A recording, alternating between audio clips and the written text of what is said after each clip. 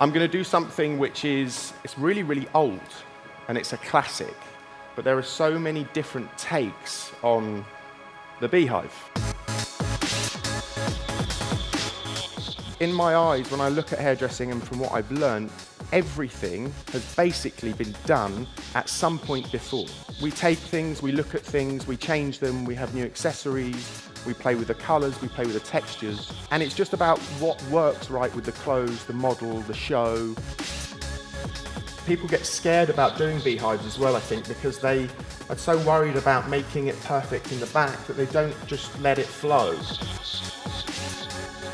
This look is kind of, to me, it feels really simple, but it's so effective.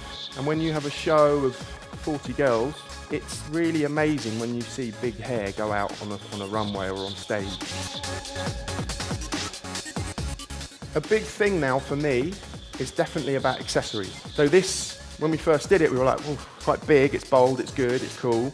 It needed something to make it look sportier. It needed something to kind of give it that edge. We basically figured out that if we used some black headbands, so you get a really interesting, effective shape just by using an accessory.